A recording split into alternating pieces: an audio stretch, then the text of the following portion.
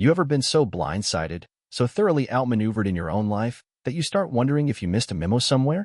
That was me, last fall, on a Tuesday no less, folding laundry like the domestic gladiator I was. My wife, let's call her Jenna, was slicing chicken in the kitchen, wearing that distracted look she got when she was miles away but pretending not to be. Then she said it. He told me I laugh more when I'm not with you. No context. No warm-up. Just that sentence, served as cold as the chicken she was murdering with a carving knife. I looked up. Nothing. Not even a flinch. She didn't pause, didn't look my way. Just kept sawing, like the plate had wronged her. Don't take it personally.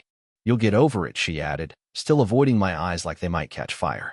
Now, I've handled student riots, a bear encounter during a hiking trip, and once survived a Thanksgiving where my mother-in-law brought her new boyfriend who looked suspiciously like her divorce lawyer. But that hit different. I stood up. Quietly. No drama. Just the sound of the chair legs scooting back on hardwood and my feet finding the front door like they already knew the route. No coat. No phone. Just socks. Outside, it was cold. Sprinklers clicked on. A dog barked. The world kept spinning, which felt rude, frankly. I didn't know where I was going, but I knew one thing for sure. Jenna had already left me. Not physically. No, she still shared my bed and ate my dinners. But emotionally? Mentally? Gone. Like Wi-Fi in a basement. And somewhere out there, probably in some dimly lit cocktail bar, was he. The mysterious he who apparently brought out Jenna's best laugh, the one I hadn't heard in years. I didn't scream. Didn't cry. Just kept walking, because I figured if I stayed still long enough, I might fossilize right there on the sidewalk. Next up, we find out exactly who she was laughing with. And spoiler alert, the truth didn't just sting. It restructured everything I thought I knew. I came back to the house that night. Not to talk. Not to start a scene. Just to get a hoodie and maybe some socks with thicker soles. My dignity was still out there, roaming the sidewalks somewhere near the recycling bins. But when I reached the porch, something stopped me. Through the front window, I could see her. Jenna. In the kitchen. Humming. She was wiping down the counters like she hadn't just said the most casually devastating thing a wife could lob across a dinner table. Like she hadn't just admitted, without admitting, that some other man made her feel alive again. And here's the kicker, there was confetti in her hair. I'm not a detective, but you don't come home with party debris in your hair from a quiet Tuesday at the office. My eyes drifted to the counter. There it was, an envelope. Cream-colored. Wax-sealed. The kind that practically screams fancy occasion. I didn't go inside. Just stared. Like I was watching a play about someone else's life. About a husband learning his wife was living a parallel story, complete with different lighting and new characters. I ended up sleeping in the truck. Again. The next morning, she didn't ask where I'd been. She just poured coffee and said, "You're being weird." That's when her sister texted me. One image. No message.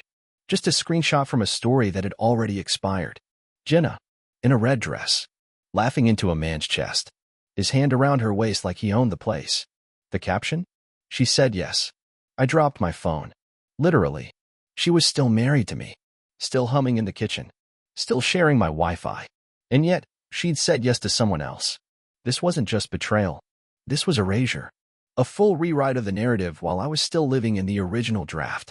And just like that, the story stopped being about heartbreak and started being about what came next. The name on the envelope? Rory James Calder. Sounded like a guy who drank expensive whiskey and got parking tickets waived just by smiling. I remembered him barely. One of those, just friends from work, Jenna used to mention in passing, back when she still mentioned things. Back when her phone didn't flip face down every time I walked into her room. He was the guy with the Rolex. I remembered that too. She once pointed it out in a catalog, said it looked classy. I had mentally bookmarked it for our anniversary. Turns out she found a shortcut. The next few days were quiet. Which is to say, she went about her business like nothing was wrong. Like I hadn't seen the photo. Like I wasn't quietly crumbling behind every casual interaction. Then came the kicker. A hand-addressed invitation showed up in the mail. Not to me. Oh no, not that bold. It was addressed to her, but the delivery came while she was at work. Curiosity did the rest. I opened it. Join us in celebrating the engagement of Tessa Marie Whitlock and Rory James Calder. Tessa. That was her maiden name. She was using it again. She was engaged to Rory, and she was planning the party while still married to me. And there it was in print. Elegant evening attire required. My first instinct? Burn the invite. My second? Frame it. Because this wasn't just a betrayal, it was an art installation. She'd managed to create a parallel life without missing a single smoothie-making morning with me. I didn't confront her. Not yet. Instead, I printed out the invitation, folded it twice, slipped it into my work folder. I carried it around like a secret identity, proof that I wasn't imagining any of it. Proof that my wife was celebrating an engagement she hadn't even mentioned ending our marriage for. I started a list that night. Not a revenge list. Not yet. Just notes. Observations. Her new perfume. The receipts I found in her coat. Times, dates, photos. Because if I was going to be erased, I wanted to leave behind one undeniable draft. The invitation sat on my nightstand for 3 days. I didn't touch it. Didn't open it again. But I saw it every morning, every night. Cream-colored cardstock with soft edges and cruel intentions. If the devil ever sent mail, this was his stationery. By the 4th morning, I found myself Googling the venue, some high-end lakefront estate just outside town. A place with valet parking and champagne flutes so thin they probably shatter if you sneeze near them. The kind of place Jenna used to mock when we drove past. Pretentious, she'd say. I'd never want anything that fake. Apparently, she'd evolved. I sat at the kitchen table that afternoon, staring into my mug of black coffee like it held answers. Jenna was humming again, slicing fruit, oblivious. Or pretending to be. Big plans for Saturday? I asked, casually. She didn't look up. Oh, nothing really. Just a thing with some friends. A thing. She nodded. Just something low-key. Work people. Will Rory be there? I said it so softly I wasn't sure I actually had. She froze. Just a flicker. But I caught it. Maybe, she said. Why? No reason. Sip. Swallow. Just curious what to wear to a thing like that. She looked at me then. Really looked. Like I'd misread the script. You're not invited. I smiled. Right. Because I'm still your husband. She turned away. No rebuttal. No apology. Just silence thick enough to slice with a fruit knife. That night, I RSVP'd online. Not under my name, of course. I created a new identity. Cousin of the groom. Said I was flying in from Seattle. I even picked the salmon entree. I spent the rest of the week playing the part she'd written me out of, folding laundry, mowing the lawn, refilling the burrito. All the things she used to praise me for, before those habits became ammunition in some invisible argument I never knew we were having. On Friday, she stayed late at work. Last-minute prep, she said. I didn't ask. I just nodded, like a man too polite to notice the lipstick she never wore for me. She came home glowing. Hair curled, cheeks flushed. You're up late, she said. Couldn't sleep, I replied. Something about the silence. She didn't reply. Just kicked off her heels and wandered into the bathroom, humming again. Always humming. Like a woman who thought the soundtrack of betrayal should be upbeat. Saturday morning came. Jenna left early, said she was meeting the girls for mimosas. Her dress was red. Bold. Not the kind you wear when you're hiding something. The kind you wear when you've decided you don't have to. The moment the door shut behind her, I got dressed. Not flashy. Just sharp. Navy blazer. No tie. Clean shave. I looked like the version of me she'd stopped seeing years ago. The one I hadn't realized I missed. The lakefront estate was even worse in person. Pillars, string lights, floral arches. I parked 2 blocks away and walked in like I belonged. Like I had every right to see what had become of the person who once promised to love me forever. The crowd was dressed to be seen. Everyone buzzed with polite laughter and veiled judgment. I stood near the back, pretending to admire the hedge sculptures. In truth, I was watching her. Jenna moved through the crowd like she owned it. Laughing, sipping champagne, brushing Rory's arm like it was muscle memory. She didn't see me. Not yet. That's when I saw the photo wall, Polaroids and selfies pinned up like some curated scrapbook of this new life. One photo stopped me cold. Jenna and Rory, forehead to forehead, eyes closed. Intimate. Comfortable. Like she hadn't even needed to adjust. Below it was a caption in calligraphy. Found the one I was meant to find. My mouth went dry. I was still standing there, fist clenched behind my back, when someone tapped my shoulder. You're not supposed to be here. I turned. A woman in a lavender dress. One of Jenna's cousins. Lorna. The only one who ever liked me. I know, I said. Her face softened. I told her this was wrong. But she wouldn't listen. Not your fault, I said, and I meant it. She'll see you, she warned. I know, I repeated. And sure enough, a minute later, Jenna did. Her eyes found mine across a sea of catered lies and ornamental centerpieces. Her smile faltered. Just slightly. But I saw it. She excused herself from Rory, heels clicking with purpose. She reached me in 10 steps. What the hell are you doing here? I RSVP'd, I said. Cousin from Seattle. Her nostrils flared. You can't just crash my engagement party. Our marriage isn't over. You walked out. No, I said calmly. You walked first. I just eventually followed. The silence between us was louder than the string quartet. I didn't think you'd come, she finally said. I know, I said. You were counting on that. And then I reached into my jacket and handed her a small envelope. She looked at it like it might bite. What is this? Proof. She opened it. Inside was a copy of our marriage certificate, a time-stamped photo of her and Rory at a hotel, and the RSVP card from her own invitation. I'm filing Monday, I said. You'll be free to throw as many parties as you want. Her lip trembled. Just slightly. But I'd already turned away. As I walked out, I didn't look back. Not once. Because sometimes revenge doesn't need to be loud or messy. Sometimes, it's just showing up dressed in the truth and walking away while everyone else is still choking on their champagne. When I walked away from that lakefront estate, the air felt different.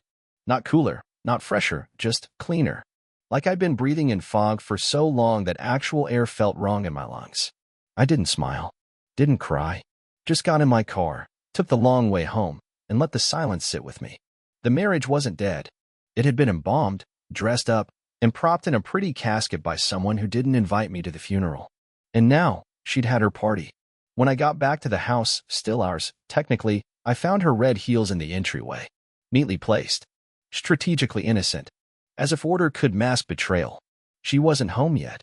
So I poured myself a glass of water, stared out the back window, and noticed the garden I used to tend. The lavender was overgrown. The tomatoes were shriveling. Kind of poetic, in a way. Everything thriving when I cared, then quietly dying after she stopped pretending to. At 9:47 p.m., the door creaked open. I didn't move. Didn't greet her. Just waited. She hesitated in the hallway, like she didn't know which version of me she was walking into. She found me in the kitchen, staring out like I might spot the man I used to be out there, picking herbs in the dusk. You shouldn't have come, she said. No hello. You shouldn't have sent the invitation to our house. That was a mistake. No, I said, turning to face her. Getting engaged before you're divorced was the mistake. She didn't flinch. She was good at this now. Years of rehearsals, gaslighting, selective amnesia, emotional sleight of hand. I never meant to hurt you, she said. Textbook delivery. But you didn't mean not to. Her jaw clenched. You always twist things. I always notice things. She folded her arms. I don't want this to get ugly. Then it's a shame you started dating someone with a champagne budget and a latex alibi. That got her. Just a flicker. A wince in the corner of her left eye. We were done long before Rory, she snapped. You just didn't notice. I laughed. It came out more tired than bitter. Oh, I noticed. I noticed when you stopped kissing me goodbye. When you started calling work freedom. When your phone became a second face you wore at dinner. I noticed it all. I just didn't want to believe it. She softened for a moment, like maybe the mask cracked. But then she regrouped. Are you planning to drag this out? No, I said. The papers will be on your desk Monday morning. I already spoke to a lawyer.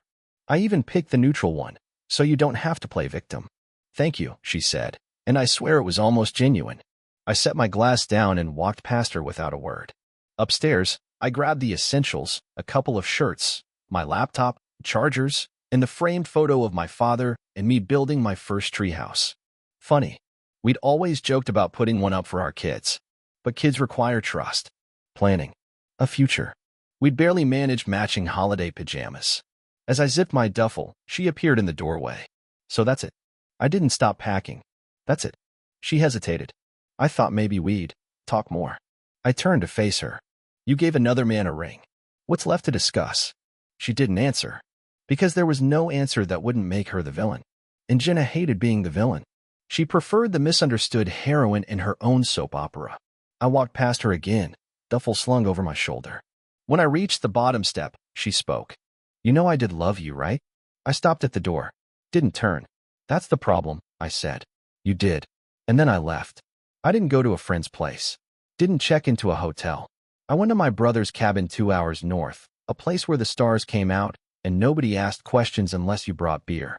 The first night, I sat by the fireplace with a blanket I didn't recognize and a silence that didn't ask for anything. I slept like a man who'd finally accepted that being alone was better than being forgotten with company. Over the next few days, I adjusted. I cooked simple meals, chopped wood with more effort than skill, found an old journal in a drawer, and started writing.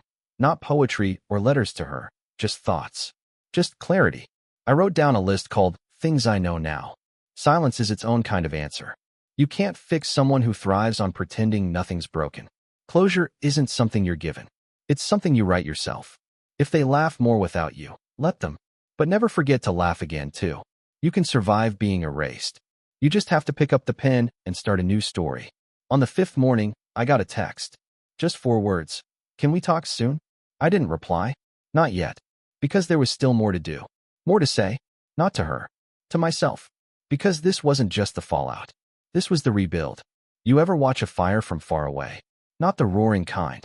I mean the slow burn.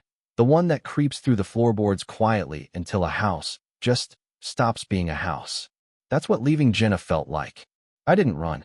I didn't explode. I didn't torch the place with drama. I just stepped back and let the structure collapse under its own weight. It took 2 days at the cabin before I stopped checking my phone every 10 minutes. On the 3rd, I turned it off entirely. Not out of strength. Out of self-preservation. Silence is easier when you don't hear it ringing. I spent the morning chopping wood with the emotional finesse of a man disarming a bomb. Every swing was a question she never answered. Every crack of bark splitting was a little bit of, why wasn't I enough? Finally letting go. Around noon, a truck pulled into the gravel driveway. My brother. Travis hadn't said much after I called him last week. Just gave me the address, told me where to find the spare key, and texted a single thumbs-up emoji when I said I'd arrived. Classic Travis. Loud in person, minimalist in crises. He stepped out of the truck with 2 bags, one full of groceries, the other, beer. Priorities. Well, he said, handing me a 6-pack. You look like a man who just unfollowed his entire marriage. Trying not to reload the feed, I muttered, taking a bottle. He didn't ask questions. He just tossed me another log for the fire and let me vent between the cracks of our conversation. I told him about the party, the red dress, the second life Jenna had auditioned for while still playing wife at home. He whistled. That's cold. Colder than the look she gave me when I said I was filing first. Travis leaned back in the creaky porch chair, staring at the lake like it might offer wisdom. You ever think she did you a favor? By cheating? No. By making it obvious. So you didn't waste another 5 years trying to resuscitate something that already filed a missing persons report on your self-respect. That landed harder than it should have. Later that night, after he'd gone, I sat by the fire with my notebook. Not the journal this time. This was different. This was planning. See, the thing about betrayal is, once the fog clears, you're not just sad. You're awake. So I made another list. This one was titled, Unfinished Business. Close joint accounts. Pull everything I paid for out of the house, including the espresso machine, she said was our little luxury. Collect receipts, both literal and emotional. Call Elliot. Now, Elliot wasn't a friend. He was more like a ghost from a past life. A lawyer I'd met during a long-forgotten real estate negotiation, smart, discreet, and just jaded enough to know how the game really worked. I called him the next morning. Thought you were happily married, he said. Turns out I was. Alone. He didn't ask for details. Just said, send me what you've got. So I did. Screenshots. Dates. The invitation. The photo of her and Rory checking into the hotel. A list of assets, down to the kitchen knives. Elliot called back 20 minutes later. Do you want blood or balance? I want her to know I stopped being the wallpaper. Then let's play quiet but sharp. We drafted the filing that afternoon. No theatrics. Just precision. She'd cheated. She'd humiliated. And now? She'd received the papers at work. Delivered with a signature required. I didn't want revenge. I wanted poetry. That night, the wind shifted. Literally. Storm clouds rolled in across the lake. And for a moment, the whole world looked like how I felt. Heavy, gray, and ready to let go. I lit the fireplace. Sat on the couch with a blanket Jenna never touched. Thought about how I used to trace the lines on her back when she slept. Thought about how that same woman now shared her laughter with a man who didn't know she leaves wet towels on the bed. That's when I turned my phone back on. 37 messages. 12 voicemails. A few from friends, some from her sister, 2 from her mom. Curt, formal, as if she didn't know who to side with yet. And 5 texts from Jenna herself. Monday, 8:02 a.m. You really filed? Monday, 9:17 a.m. You're being dramatic. Tuesday, 11:03 p.m. Can we just talk? Wednesday, 7:46 a.m. I didn't want it to happen this way. Wednesday, 8:15 a.m. Please don't hate me. I didn't respond. Not because I didn't feel anything. I felt everything. But emotions don't win court cases, and they sure as hell don't rewrite endings. And the truth? I didn't hate her. I just didn't believe in her anymore. And once trust evaporates, love becomes nostalgia with good lighting. I closed the messages, powered off the phone again, sat back on the couch, and let the storm rattle the cabin like the universe was co-signing my decision. You can't ghost a fire. You can only choose what you do with the ashes. You can walk away from a house, a marriage, a person, but eventually, you have to return. Not for reconciliation, not even for closure. Sometimes you just need to grab your cufflinks and the last shred of your pride. I came back into town on a Thursday. The sky was clear. The air felt heavier. I'd scheduled the official division of property meeting with Jenna for 10 a.m. at our old lawyer's office. The same conference room where we once signed mortgage documents with giddy smiles and too much hope. Now it smelled like lemon cleaner and defeat. I wore a suit. Not for her. For me. Because if she was going to see the man she buried in routine, I wanted her to recognize the ghost she'd created, sharper, quieter, not interested in begging. She walked in 7 minutes late, all black heels and red lipstick. She glanced at me, froze just long enough to notice the new haircut, then looked away like the sight of my composure might break her mirror of denial. The lawyer, Melissa, cool as a marble countertop, got us started quickly. Today is just to clarify final possessions, she said. No arguments. No drama. Jenna nodded. Of course. I didn't nod. I just opened my file. We went through the list like adults. The car, the artwork, the furniture. I let her keep the TV. She fought to keep the espresso machine. It's more mine than his, she said flatly. I raised an eyebrow. That's fitting. So was Rory. Melissa cleared her throat. Let's stay professional. Jenna said nothing after that. Her lips stayed tight, eyes flicking to the window like she wanted to jump out and land in the past. The final item on the list was the house. Our house. I leaned forward. She can have it. Jenna blinked. What? I'm signing over my share. Melissa looked up. Are you sure? Dead sure. Jenna stared like I'd handed her a knife and asked her to admire the handle. Why? She asked cautiously. Because I don't want a shrine to something that ended in a punchline. And because I know how much it meant to you. So go ahead. Take it. Liven it. Pretend you built it alone. She didn't thank me. Of course not. That would have made it too real. The meeting ended quietly. Melissa packed up the documents, gave us both polite nods, and walked out. Jenna lingered. You're really not angry anymore, are you? I stood. No. Anger needs fuel. You ran out of that the moment you lied with confidence. She folded her arms. You used to fight for us. And you used to be someone worth fighting for. I turned to leave, and that should have been the end of it. Clean exit. Fade to black. But life isn't a stage. It's a surprise party with bad timing. Because standing outside the building, leaning against a black car, was Rory, wearing the same smug cologne I remembered from the hotel receipt, wearing my life like a rental suit. He straightened up as I stepped out, gave me a half smile that tried to be civil and landed somewhere between smug and stupid. Hey, he said, as if we were neighbors. I stopped 3 feet from him, looked him dead in the eye. You don't need to talk to me. He blinked. Look, I didn't come here to make things worse. You didn't come here at all. You came into something you were never invited to. Don't make the mistake of thinking my silence was approval. Jenna stepped out behind me, startled by the proximity. Rory. He turned to her. It's fine. I just wanted to say hi. Don't. I said, sharper this time. We've all said enough. I turned to Jenna one last time. By the way, I added, you might want to check the local business filings. I dissolved our joint LLC last week. You're now the proud owner of a wedding planning blog that redirects to a URL called www.hecheatedfirst.com. Her jaw dropped. Just a little poetry, I said with a shrug. Rory muttered something under his breath. I didn't catch it. Didn't care. I walked to my car, pulled out smoothly into traffic, and didn't look back. At the next light, my phone buzzed. A message from an unknown number. That was impressive. Call me, Lorna. I smiled. The one person in Jenna's family who'd always had eyes. The one who warned her not to take me for granted. I didn't know what that message meant, not yet. But I knew it wasn't pity, and that made it the most honest thing I'd seen in weeks. Lorna's message didn't feel like a trap. It felt like a lifeline tossed from someone who'd been watching the ship sink from the shore. We met the next day at a little bookstore cafe downtown, neutral ground with overpriced lattes and too many sad authors staring from the shelves. She showed up in a gray coat and honesty. "I just wanted to say I'm sorry," she said as soon as we sat her day. "You didn't deserve what she did." I studied her for a beat. "You're the first person to say that out loud." She smiled sadly. I tried to tell her. But Jenna always thought people were furniture. "You were the comfy chair she stopped noticing." "That chair has wheels now," I said. Lorna laughed. Real laugh. Warm.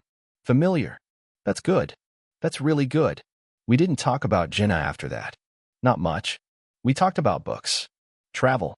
The time she caught Rory hitting on another woman at his own engagement dinner. "He's allergic to consistency," she said. We talked for 3 hours. No flirting. No agenda. Just two people who knew what it felt like to be left behind by someone who swore they'd stay. And when I left, she hugged me. Not the "hope you're okay" kind. The "I see you" kind. I went back to the house one last time. Not to talk. Not to settle scores. Just to pick up a box I forgot in the attic. She wasn't home. The lights were off. The place smelled like new candles, something floral and performative. The kind of scent you use to pretend nothing ever rotted there. I found the box, dusted it off, and on the way out, I paused at the photo wall in the hallway. There we were, laughing at a baseball game. Her head on my shoulder. Me in that dumb blue hoodie she hated, but wore anyway because she said it smelled like home. I took the frame off the wall, pulled the photo out, slipped it into my back pocket, left the frame empty. She texted later that night. Not a question. Just a period. Just this. Dot. I didn't answer. Some people talk in full sentences. Some just send punctuation and hope you fill in the meaning. But I was done writing for her. 3 weeks later, Jenna's wedding was officially postponed. Rory had business in Denver and wasn't sure he was ready. Lorna sent me the article from a local lifestyle blog. Shock announcement, it read. No, not shock. Just karma, right on time. I didn't smile. Not really. But I did close the article, lean back in my chair, and let the silence stretch out. Not cold. Not heavy. Just quiet. The kind that means you're no longer haunted. I've moved into a new place now. Smaller. Simpler. Every item inside it has a purpose. Nothing's for show. I've got plants that don't die on me. Coffee that tastes like beginnings. A front door that feels like mine. And every once in a while, I get a message from someone, an old friend, a former in-law, even Lorna, and they say the same thing. "You look lighter." Yeah, I do. Because I finally RSVP'd to my own life. And this time, I brought myself.